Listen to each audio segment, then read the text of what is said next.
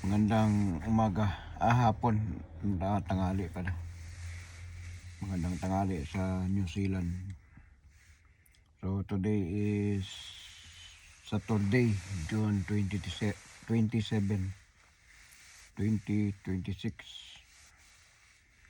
So mayroon lang akong sasabihin sa inyo. Ito ay pinakamahalaga sa lahat. Dahil ang nakaraang mga post ko ay nagbabala ako. Ito ay delikado ito. Tungkol ito sa nangyari na lindol sa South Cotabato. Sinabi ko sa inyo na gagapang ang mga lindol kahit saan mang sulok sa bansang Pilipinas. So,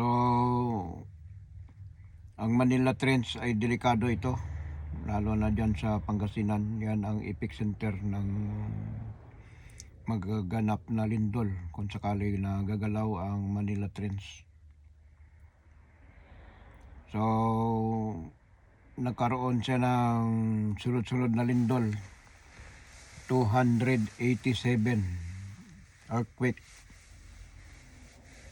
So dati ilan lang, 4, ngayon 287 na. So delikado ito.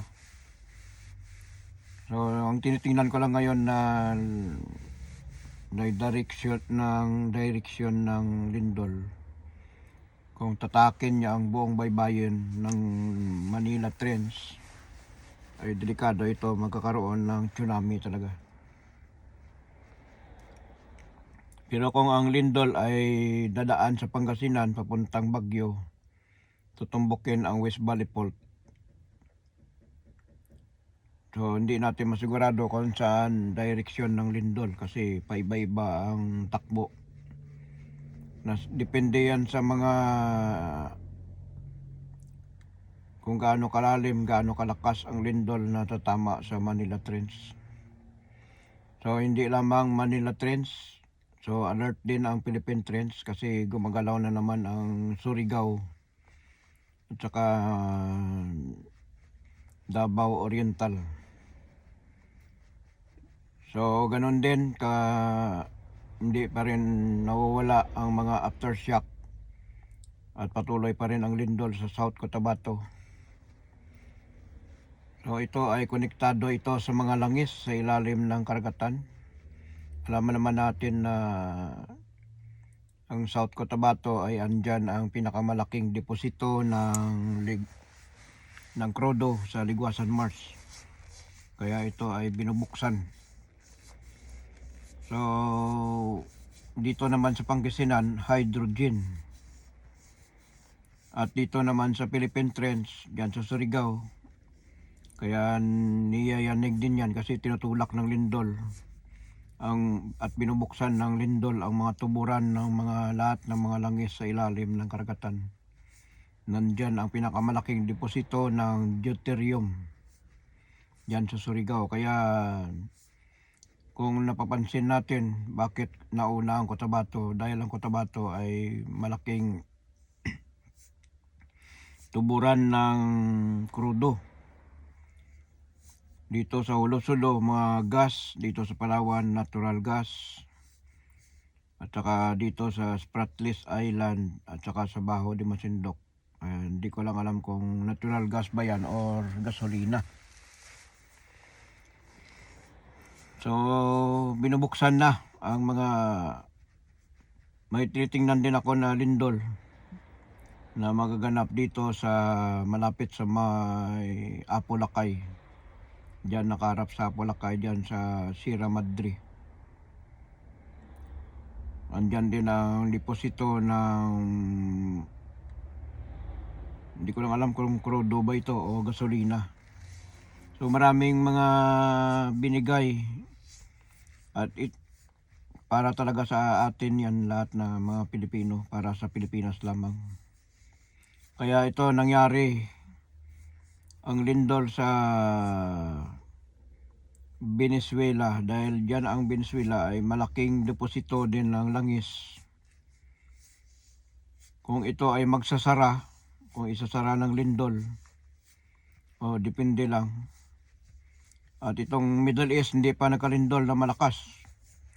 So delikado din ang Middle East dahil ang Middle East ay isasara din ng Panginoon ang lahat ng mga daluyan ng mga langis na nakatago sa ilalim ng karagatan. Ito ay magsasara. At dito naman sa Pilipinas, patuloy ang lindol kahit saan mang sulok ng bansang Pilipinas. So, dahil ang mga lindol na nangyayari sa paligid at mga bulkan na sa paligid din ay nag-aalboroto. Ngayon, tahimik na naman. Kaya binubugayan, tinutulak ng lindol ang mga nasa ilalim ng karagatan ng mga tagong yaman para sa bansang Pilipinas. Konektado ito lahat. So, dito naman sa Ukraine at saka Russia ay patuloy ang digmaan. At dati, sabi ni Vladimir Putin ay kukunin niya ang Taiwan within 3 buwan lang. Pero ang nangyari, umabot ng since the war start is 2022 until now is still going on ang digmaan. At dito rin sa Middle East, ganun din, patuloy pa rin ang digmaan. So isinara na naman ng Iran ang Strait of Hormuz dahil sa patuloy ng pag-atake ng Israel sa Hezbollah. So magulo ang Middle East, puro gira. So mayroon din akong nakikitang napipintong gira. Ito in-announce na ni Putin na ang North Korea ay mag-expanded ng nuclear project nila. So ito ay binabantayan ng Amerika. So may tendency na magkakaroon na naman ng digmaan sa Indo-Pacific. So ang plano naman ng China, year 2027 ay sasakupin nilang Taiwan. Pero titingnan lang natin kung matutuloy ba ang banta nila ng China. So ganun din dito sa bansang Pilipinas ay patuloy ang mga kaguluhan sa West Philippine Sea. Dahil agresibo ang China na makuha ang West Philippine Sea, kaya alam nila na may maraming mga langis dyan na gusto nila sila mag-drilling. Kaya sinusuportaran nila itong mga Duterte para pagwas na makaupo na si Sara at hindi na si BBM ang presidente, ay kukunin ng China ang West Philippine Sea, lahat ng langis ng Pilipinas. So hindi naman papayag ang ating mahal na Panginoon na ganun-ganun na lang. So ang China, delikado ito. Tatamaan ito ng mga kalamidad, lalo na lindol, baha. Once na tatamaan ng lindol ang China, kasi maraming mga dam dyan na nakailira, ay once na mabiyak ang mga dam niyan ay sigurado kawawa ang mga buong China na mga tao. Maraming magkaroon ng malaking baha, matatabunan ng tubig ang kanilang syudad. At saka yung mga ginagawa ng China ay mga substandard project lang. So once na tatama ang lindol sa China, maraming mamamatay talaga. Nasa mahigit 60,000 ang patay pag once na ito ay mangyari ang lindol sa ngayon. Nagkakalindol na sa China, dati wala yan, 6.3. So dito sa Japan, ang mga floating area na branch sa mga lindol sa nakapatong sa Ring of Fire, Pilipinas, Indonesia, Malaysia, Philippines, Russia, Amerika, Venezuela, Papua New Guinea, Australia, New Zealand. So dito sa New Zealand ay tahimik lang. Basta tahimik ang isang lugar ay biglaan lang ito magkakaroon ng malakas na lindol din. Dahil ang babala ng ating mahal na Panginoon mula nang ako ay nanaginip sa aking panaginip noong April 14, 2024, nagpakita ang ating mahal na Panginoong Hesus sa akin habang ako ay natutulog. At sinabi niya mismo sa akin na magkakaroon ng pinakamalakas sa malakas na lindol. So, ang babala din dati noon ng isang matanda, puti ang suot niya na kanyang damit, puti ang buhok. So nandun ako sa aking panaginip, nandun ako sa gilid ng dagat na nakatayo. Biglang nagkaroon ng malakas na kulog kidlat at maya lumabas ang puting usok sa harapan ko. Maya ay nagkaroon ng isang tao. Hindi ko alam kung ama ito ng ating mahal na Panginoong Hesus. So sabi sa akin, anak, nakikita mo ba lahat ng mga matataas na building? Yung sinabi sa akin dyan sa Middle East. Walang matitira dyan, lahat ay iguguho. Sabi niya, once na magpatayo kayo ng bahay, huwag kayo magpatayo ng bahay na simentado. Dahil ito ay sisirain lamang ng lindol. Yun ang sabi niya sa akin noon, nung mga, I think 2013 o 2014. So yan ang babala niya sa akin noon. Ngayon ang nagbabala na naman, nung nandito na ako sa New Zealand, ay nagbabala ang ating mahal na Panginoong Hesus na magkakaroon ng pinakamalakas sa malakas na lindol. So marami akong mga nakikita. 5 times ko na nagpakita ang ating mahal na Panginoong Hesus sa akin. Una, April 14, 2024. Pangalawa, June 2025. Pangatlo, September 21, 2025. Pang-apat, January 1, 2026. Pang-lima,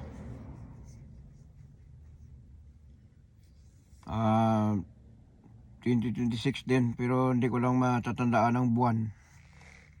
Itong bago maguho ang building na walang lindol, pero ito ay nag-collapse. Ito ay sa Pampanga. Yan ang warning ng ating mahal na Panginoon sa akin. Sabi na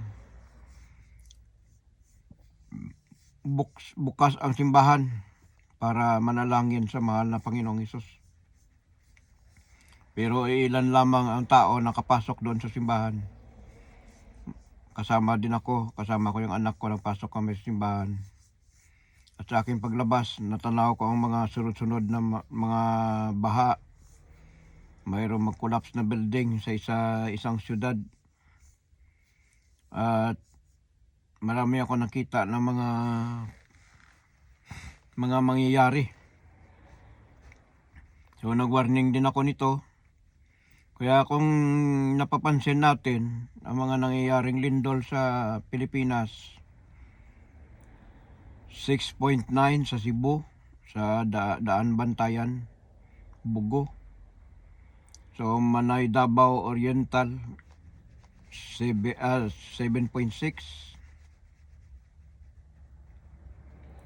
So South Cotabato, 7.8. Paakyat ang lakas. So itong tinitingnan ko ngayong lindol dito sa Manila Trench or Luzon area. Kasi marami, sabi ko sa inyo na gapang ang mga lindol kahit saan mang sulok ng bansang Pilipinas. Walang exempted na lugar na hindi madadaanan talaga ito. Lalo na yan, ang Davao City, delikado din yan. Davao City mismo. 3 fault line dyan ang andyan, pero hindi naman masyadong haba. Pero ang mga floating area ng mga bansa ay marami. Kaya ang kawawa ay yung Venezuela, 7.1, 7.5 twin earthquake ang tumama. Nangyari din ito ang twin earthquake doon sa Turkey before. Ang sabi nila before na walang lindol sa Middle East. So ang Turkey ay nasa Middle East din yan. So makakaranas ng lindol, sabihin ko ang totoo,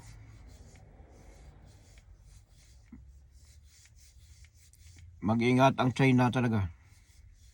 Tatamaan ito ng mga malakas na lindol din. At saka Japan, always yan. New Zealand, tahimik lang ngayon, pero sa aking panaginip noong November or October ba ito, mayroong magaganap na lindol dito sa New Zealand. Matagal ko na ito warning pero hindi pa nangyari. Pero prepared lang tayo kasi ito ay biglaan lang darating. So natapos na yung Christchurch earthquake noong 2011, 2016 kay Kura. Hindi ko lang sure kung 7.8 ba ito. Itong tinitingnan ko na lindol na mangyayari is North Island. Mag-start ito sa Wellington pa upward na North Island. So ang North Island, alam naman natin na maraming lugar na likha ng bulkan. Ito ay 58 volcanoes around North Island lang. So sa ibabaw ng North Island, maraming nakailira dyan ng mga bulkan nasa ilalim ng karagatan. Ganon din ang White Island, nasa ilalim din ng dagat ang bulkan na yan. Aktibo yan. Yung itong Mount Tropeo at Mount Taranaki ay nakikita ko na ito. Ito nakita kong pagsabog. Ito ay sasabog talaga. 2022 ko pa ito na nakita sa aking panaginip. Nakita ko ang ugat ng bulkan na sa ilalim ng karagatan. So once na ito ay sasabog, magkakaroon ng pagyanig yan. Kasi alam naman natin ang pag-alboroto ng bulkan ay konektado sa ilalim ng karagatan. So malakas ito pag once na ito ay sumabog ang Mount Taranaki at saka Mount Tropeo. Dahil malamig ngayon dito sa New Zealand, kaya minsan ay binabatayan talaga ito. So yung Taupo ay sumabog na yan matagal ng panahon. Kaya malaking butas ang Taupo. Kung ikaw ay makarating sa Taupo, makikita mo ang, kala mo dagat yan ang bunganga ng bulkan na Mount Taupo. Ito ay yan, kumbaga tubig na imbak sa tinatawag na lake sa bunganga ng bulkan. So ingat lang tayo.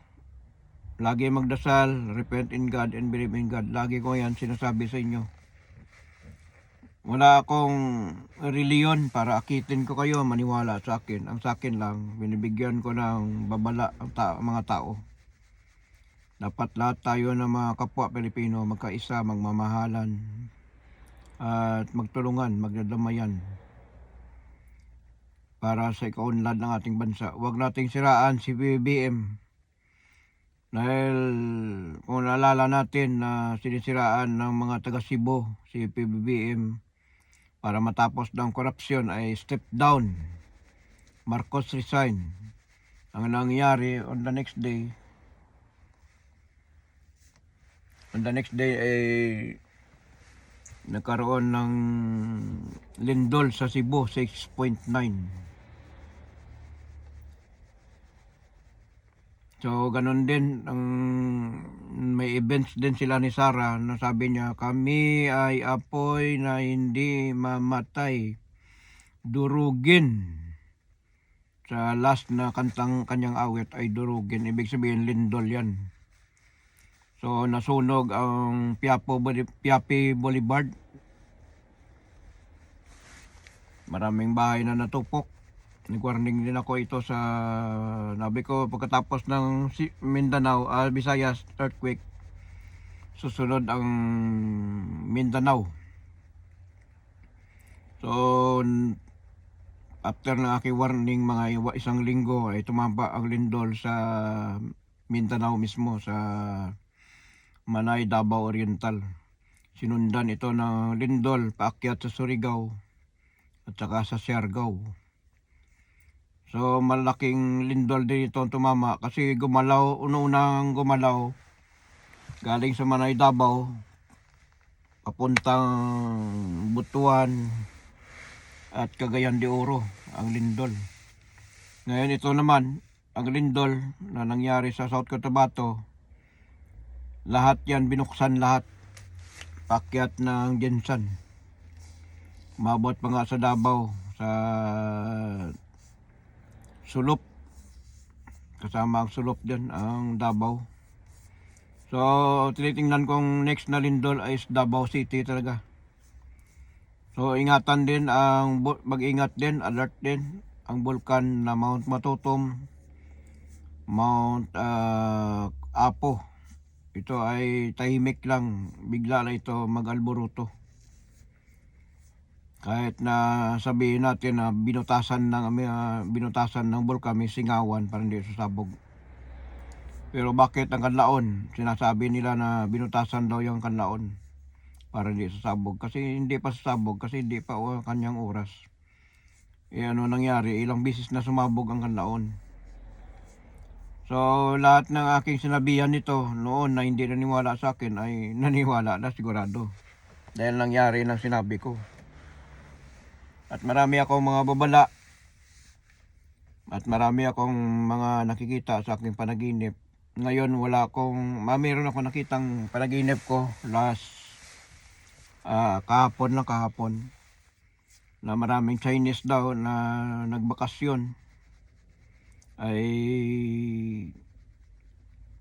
hindi na nila kaya ang kanilang mga gamit nila, ay binawasan nila ang kanilang karga ng kanilang malita. Mali-malita naman ang aking nakita.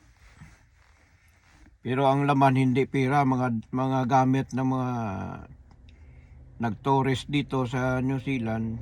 Binibigay daw sa akin ang mga gamit nila. Sabi na sa'yo na ito lahat kasi hindi na namin makaya.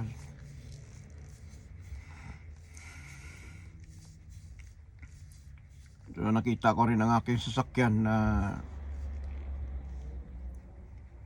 hindi ko maintindihan kung anong forma yun. Parang na iba yung mukha ng sasakyan ko, pero buo pa rin siya. Wala man damage, pero parang nag-iba ba. At bukas talaga ang aking third eye. Nung nakaraang linggo, nagtrabaho ako sa ospital. Ako ay naglalakad, nakatingin sa kama. Yung kama kasi ng ospital ay dito nakalagay sa gilid. Yung mga hindi nasobra sa para hindi magsikip ang kwarto nila, nilabas nila. So dumaan ako, ilang bis na ako dumaan dyan. Nakakita talaga ako ng kamay, ganito ang kamay kahaba. Dadampot, awakan siya ng paa ko. Bigla ako umiwas. So bukas talaga third eye ko, lumalabas na naman, bumabalik. So mayroon pa ako nakita kahapon din. Nakatingin ako sa salamin ng building. May nakita akong babae na matanda ng babae pero naka-gown. Nakamanto siya, nakaganon. Tapos mahaba ang buhok niya, blondie. Pero matanda na siya, na payat na babae. So tinititigan ko talaga, matagal ako umalis. Sabi ko, Bakit nagpakita tong ano na to, ang babae na naka-gown. Tapos nung umalis kagabi, kasi umuwi kami kagabi, alas 10 na, tiningnan ko. Wala naman doon. Wala na yung babae sa bintana. Kaninang umaga, kahapon ko lang ng umaga nakita yon. So nakita ko na bumubukas na naman third eye ko. Kaya marami akong mga warning na nakikita ko at naramdaman ko sa aking katawan. At mayroon din akong isang panaginip din. Sunog naman ito.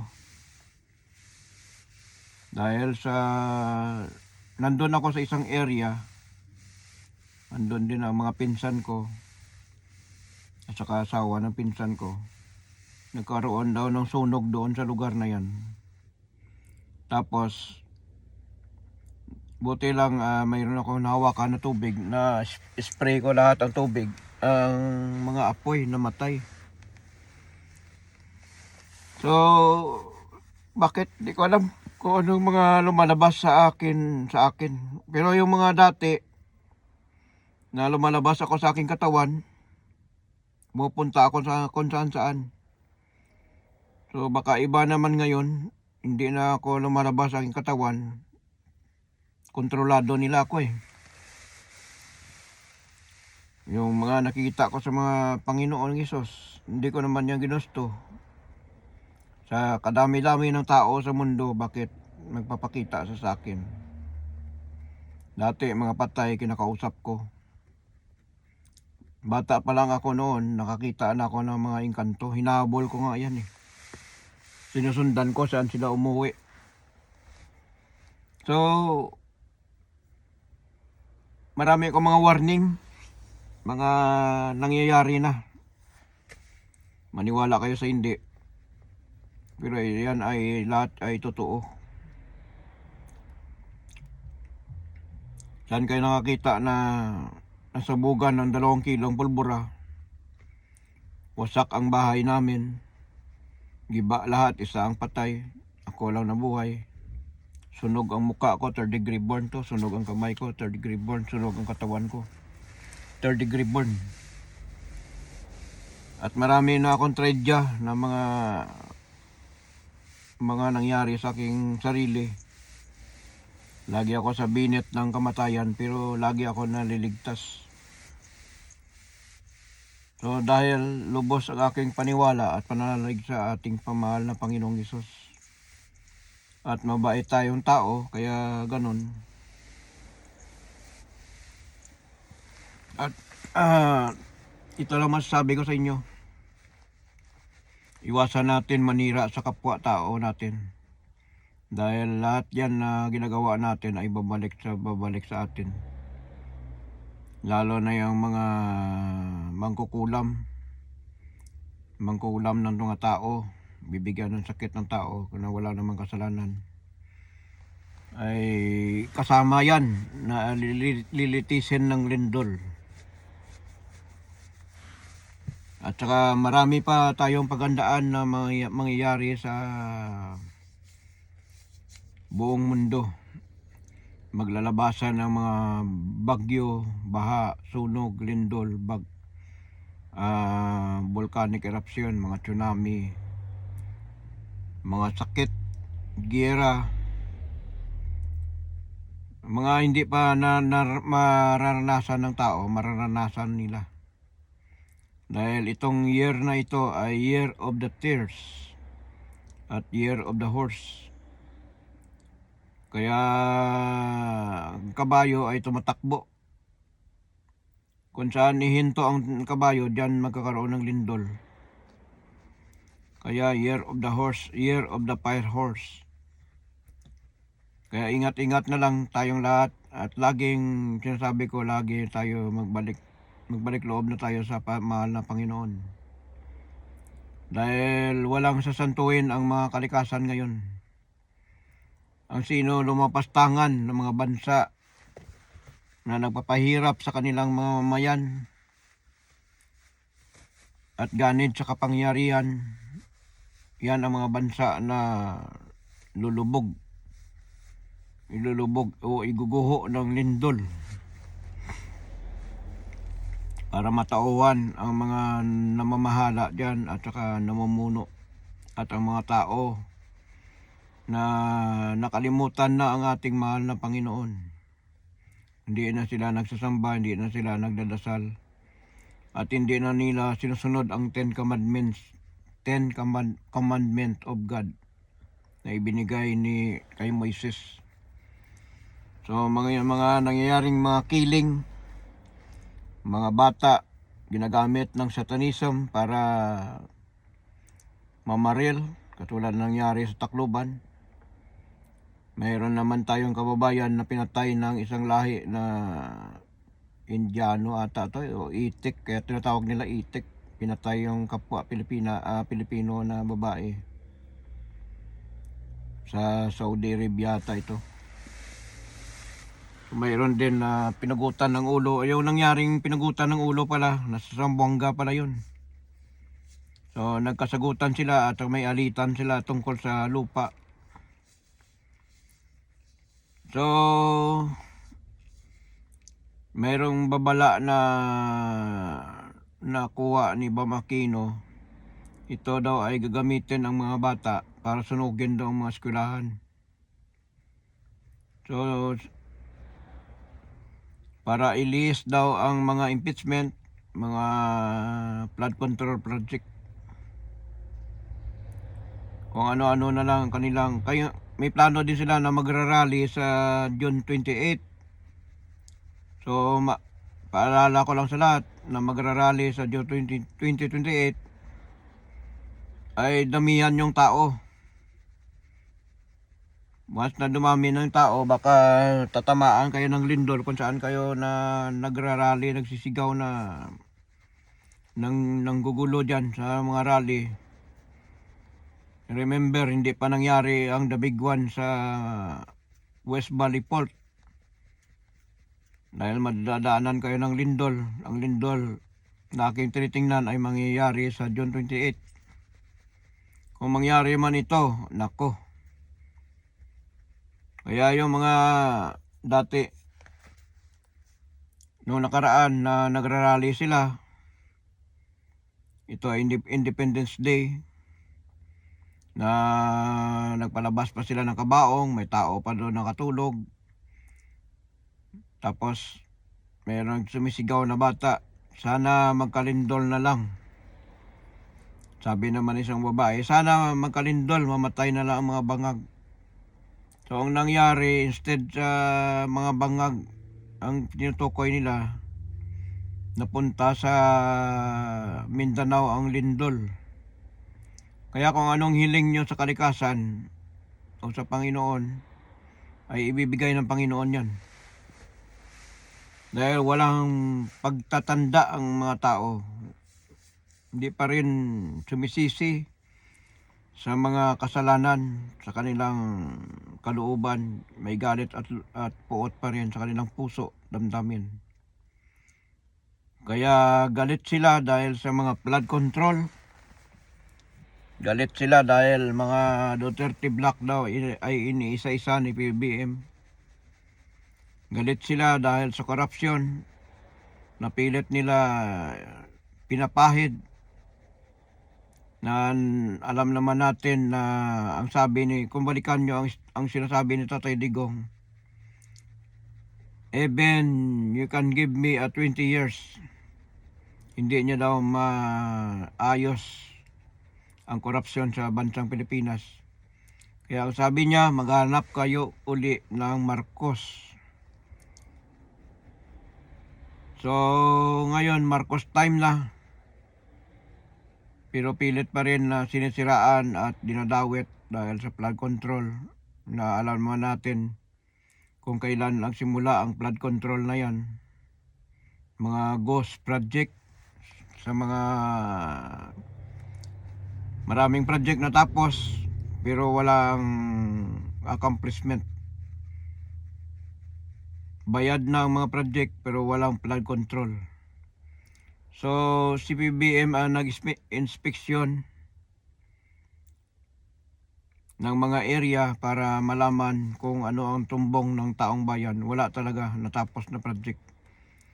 finish project pero walang naipatayo mga flood control. Kaya ito ay nailantad ito 2025. Kung hindi lumabas ang kalikasan na sunod-sunod ang baha, sunod-sunod ang bagyo, hindi ito malalaman ng taong bayan na totoo ang mga nangyayari pa noon sa term ni Tatay Digong.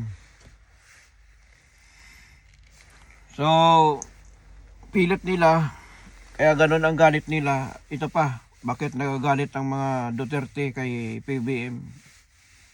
Una-una, pumunta si Tatay Digong sa Malacanang na wag na daw paimbestigaran ang Parmali. Sunod, inalis ang budget ni Sara Duterte sa DepEd dahil nakitaan siya ng tinatawag na paggasta ng pera ng taong bayan. So within 11 days, pero ang sabi ni Madriaga, inubos lang sa wala pa 24 hours, ubos na. So kahit anong tudong tanggi, tudong proteksyon nyo kay Sara Duterte, lalabas at lalabas ang baho nila. At ma-impeach si Sara Duterte sa aking prediction. Kaya gayon, desperada si Duterte na manira na lang sa kay PBM. Wala daw nagawa si PBM. Ano ang nagawa ni Sara? Tanong ko lang sa inyo mga DDS, ano nagawa ni Sara sa loob ng 4 na taon? May nagawa ba siyang batas? May nagawa ba siyang project? May nagawa ba siya na mga bagay-bagay na mga pera ng taong bayan na kanilang mga budget ay walang nagpagawang mga maganda sa bansang Pilipinas? Ang ginagawa ni Sara, tour, punta doon, punta dito, gala doon, gala dito. So ganyan bang iupo nyo na maging presidente ng Pilipinas? DepEd pa lang nga, hindi pa niya kayang hawakan, lalo pa na buong bansang Pilipinas, na mga paano niya lulutasin ang problema ng taong bayan. Remember, noong 1986, nagkaroon ng martial, People's Power. May nangyari ba sa pamumuno ni Corazon Aquino? Lalo na lugmok. At diyan nagkaroon ng mga OFW na pupunta sa ibang bansa kasi lugmok ang bansang Pilipinas. Ngayon, inaayos ni PBM ang Pilipinas. Pero ito ay, kaya inaayos niya ngayon ang mga korupsyon, mga project, lagi niyang pinuputan, lagi niyang chinecheck.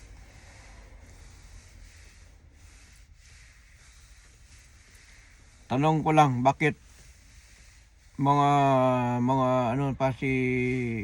bakit inadadawit nila sa PBM about sa mga malitang pera? Mayaman ang PBM, hindi nyo lang alam. Dahil marami silang asset sa maraming bansa, 172 bank. May mga asset sila na ito ay inilaan ng ating dating Pangulong Marcos Sr. Mga gold reserve na pinahiram sa iba't ibang bansa. Kaya maraming utang ang mga iba't ibang bansa sa pamilyang Marcos. Ganon din ang Amerika. Wala naman talaga gold reserve ang Amerika. Ang mga gold reserve na yan, galing yan sa Pilipinas na pinahiram ni dating Ferdinand Marcos Sr. sa sa Amerika para makapaglika sila ng dollar.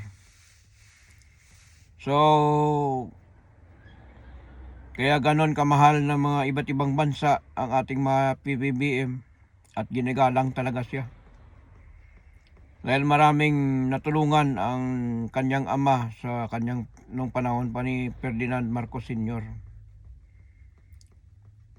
So, ito si PBM ay inaayos niya ang bansang Pilipinas, pero inuuna niya talaga ang mga farming, mga patubig, at saka mayroon pang ipapagawa ata na dapat i-extend natin si BM. Gawin natin Prime Minister. Para matapos tong mga korupsyon na ito. Hindi sila makapagnakaw kasi bantay sarado. Makukulong at makukulong ang mga may sala. Lalo na si Sara Duterte ay ma-impeach, matanggal sa serbisyo. So magalit na naman ang mga DDS sa akin. Pero yan naman ang totoo. Huwag na tayo magbulag-bulagan kahit gaano pa kayo ka-diehard sa kay Duterte. Babaliktad at babaliktad kayo. Kapag hindi kayo tumitigil sa paninira, panggugulo, pang-ingay doon o ingay dito, walang pagkakaisa, walang pagmamahalan. Ang kalikasan ay hindi manahimik kahit kailan. Patuloy ang mga lindol, bagyo, baha, sunog. At iiyak ang mga maraming tao. Tatawag sa pangalan ng Panginoong Hesus. Yan ang totoo. So yan lang masabi ko sa inyo. Repent in God and believe in God. Gumawa ng tama, gumawa ng mabuti para sa kapwa natin. Huwag natin siraan. Kung sino man ang mamuno sa atin, sumunod tayo. Sa tama lang. Pero kung mali, huwag sundin. Pero bakit ang mali ng iba ay pinapahid sa kay PBBM?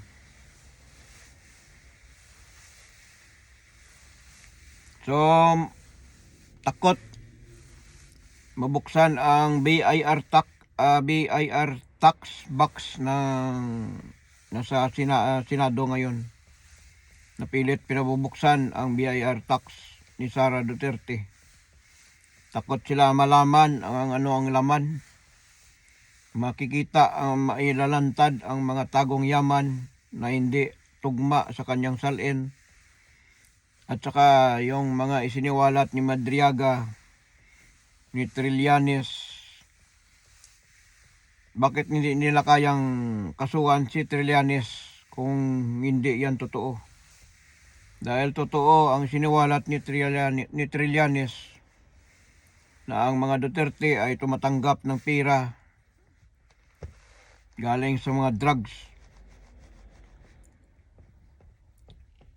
So dahil sa kanilang pinoprotektahan si Michael Yang at saka si sino pa yung isa.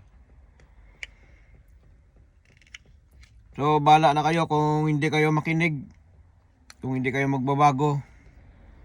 Ang kalikasan ang maningil sa mga tao, mga ginagawa ng tao. Nadadamay lamang ang mga mabubuting tao sa mga masamang tao.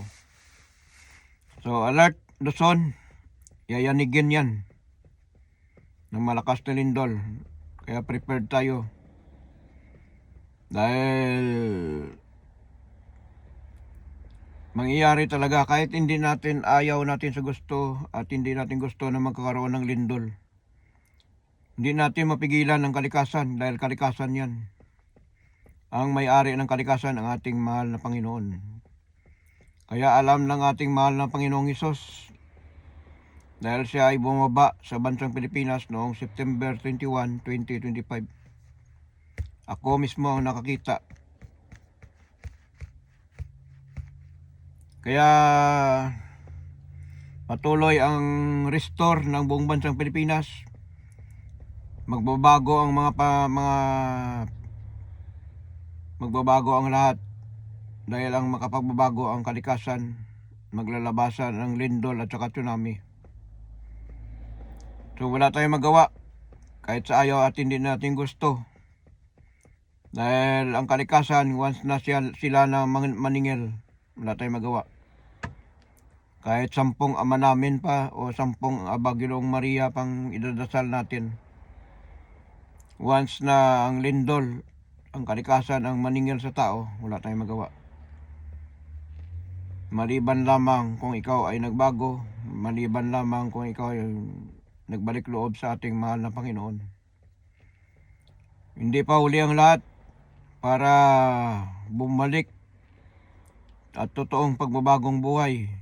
Kaya tinatawag na bagong Pilipinas ng ating mahal na PBBM. Si BBM ay tinalaga ng ating mahal na Panginoon para mamuno sa ating bansa. Ayaw natin na sumunod sa batas na ayaw nila na magpasakop sa kay BBM at ayaw nila sumunod sa batas. So ang kalikasan ang maningil sa tao. So yan lang masasabi ko. Thank you, have a nice day. At maraming salamat at God bless you all. Thank you. Goodbye. Bye.